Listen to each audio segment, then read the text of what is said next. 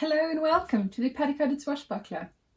My name is Maren, and today we're going to find out, do hips really never lie?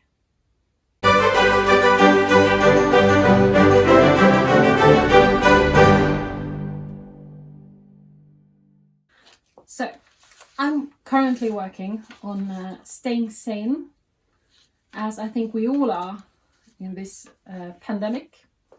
And what better way to stay sane than to do some sewing, am I right? So I'm currently recreating the items on this fairly long list of things owned by a Mrs. Anne Bamford at the time of her death in 1780, around 1780. And the third item on her list is a pair of pocket hoops. And so obviously I needed to make myself a pair of pocket hoops. I used this book, The American Duchess Guide to 18th Century Dressmaking, that has a really great pattern for pocket hoops, which I tweaked a little bit, and I've also done some things differently from the method of construction that's written in this book. And as you can see, I'm wearing the results. Do you want to see how I went about making them? Let's go. I used about 1 meter of striped cotton fabric for this, as well as about 20 meters of ribbon, some wide satin ribbon and some cotton bias binding, and about 4 meters of reed or cane boning, and needle and thread. First I folded my fabric and measured on the fold the height of my hoops at the middle, and marked that. They should probably have been a bit higher in retrospect, but they work.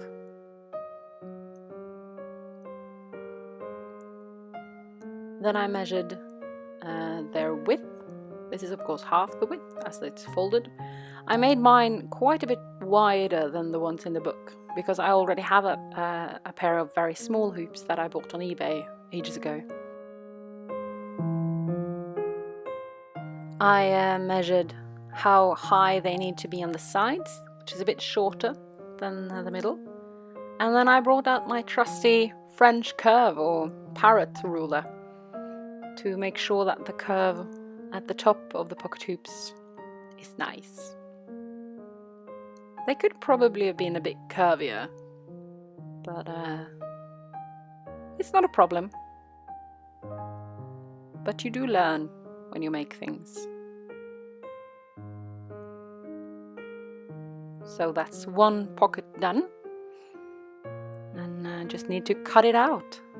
You do of course need 2 of these, otherwise you'll end up with a very strange lopsided look, with one massive hip and one normal one.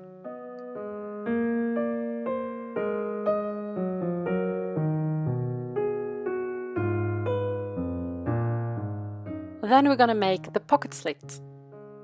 They aren't necessary, but they are very, very handy. I'll show you later. So I measured down the middle fold from the top of my hoop, about 20 centimeters, and marked that. And then I cut a tiny little nick where I marked it. And from that nick up to the top, just making one long straight slit.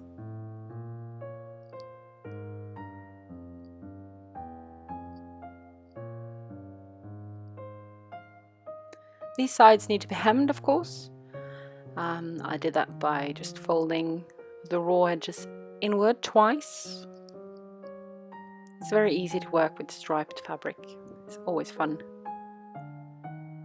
Folding them inward twice and pitting in place.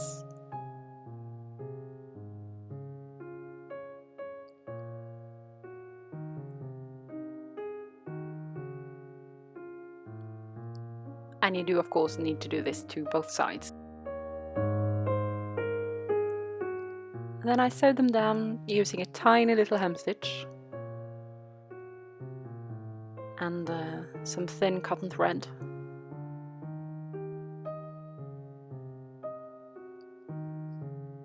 Now, to keep the bottom slit from unraveling, I was tempted to use a buttonhole stitch, as that's a bit prettier, but the book recommends you use a whip stitch, and to be fair, I don't think buttonhole stitches were used that much in the 18th century, so the historically correct or appropriate way of doing it is probably using a whip stitch. And it doesn't have to be pretty, it's underwear. No one's really gonna see it anyway. Hem the other side as well, and that's the pocket slit done.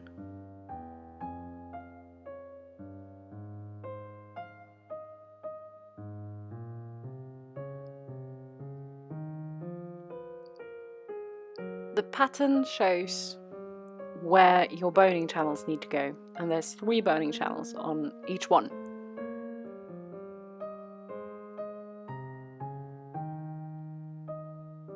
Now, the book calls for ribbon or tape here, but I had some cotton bias binding that was the right width, so I just went with that. I pinned it in place on top of the pencil line I'd drawn out.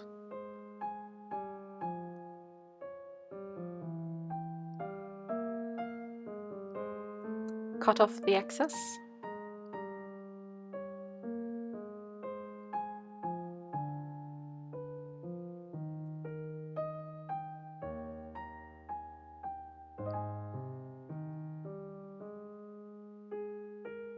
And then I sewed it down using a tiny hem stitch or whip stitch.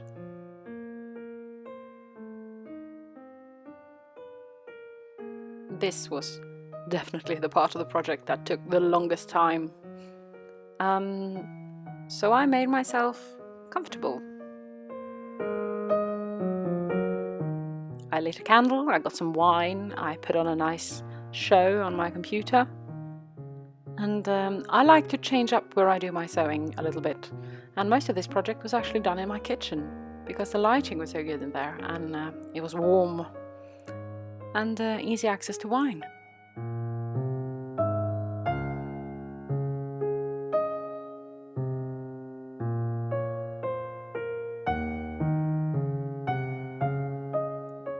That's all my boning channels done, and as you can see, they're almost invisible on the right side of the fabric, which isn't really important, but it's very satisfying. Now we're hemming one side of the pocket hoop. It's really important that you don't hem both sides at the same time, because what we're doing is we're folding the raw edges in twice and stitching those down, and by doing that we are closing the boning channels. And if you close both sides of the boning channels, where will you be putting in your boning?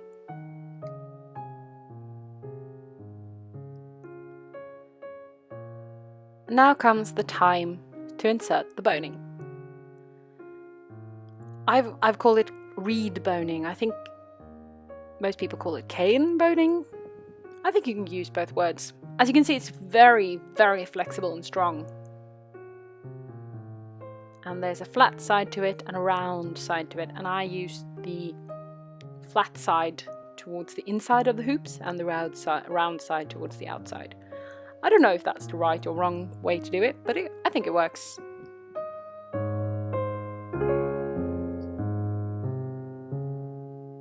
Now, the boning I got hold of was very nice, but it was a bit rough. So if you find that it snags or pulls loose threads, then it might be an idea to get sandpaper and just sandpaper it down a bit before you try to put it in there. Insert it all the way through. Make sure you get all the way to the hem on the other side, the one we just made. Now you do need a little extra space to do the hem on the other side as well.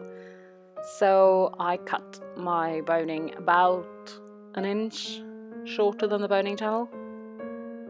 I was a bit worried because I didn't really have any woodworking tools, but sturdy pair of scissors did the trick. Don't use your fabric scissors for this though. Push that through, and the rest of this boning will go in the next channel. The pieces were quite long, so I could get several bones out of each piece. Then comes the time to hem the other side. You just fold the raw edges in twice, and closing off the boning channels as well. Now the book had a very clever way of attaching ribbons, where you first place it like this and backstitch it from the inside of the hoop.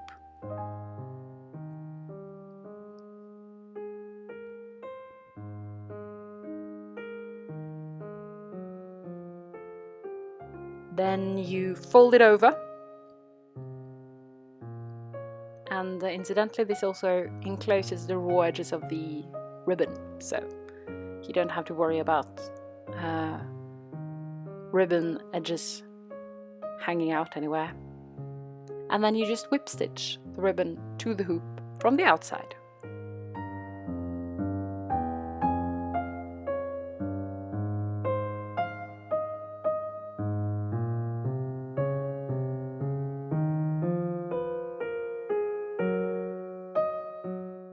This does make for a very sturdy and stable and strong ribbon attachment, which is very important because a lot of the springiness depends on the flexibility of the reeds and the strength of the ribbons.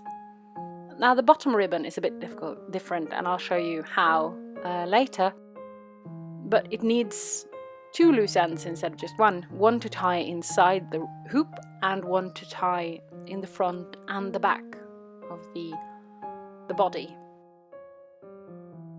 So the way this is attached is by sewing the middle of this ribbon to each end of each bottom boning channel. So this is the first one done.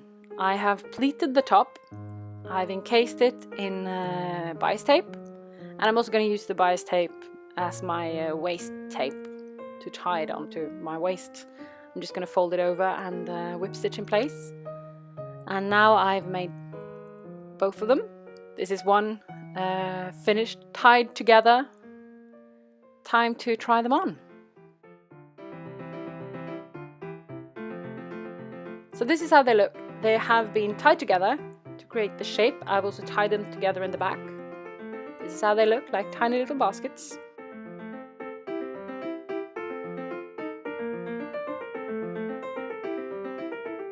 I tie them together around my waist.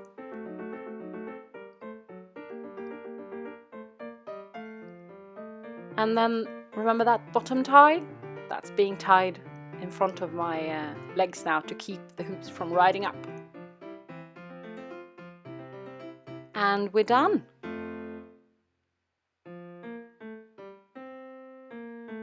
They are very collapsible and comfortable and lightweight, and I have plenty of room for my beautifully embroidered pockets underneath.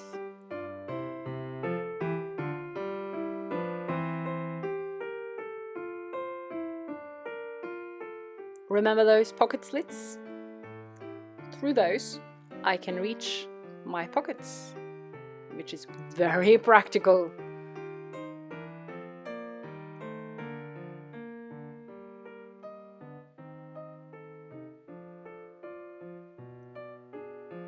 That's my pockets done.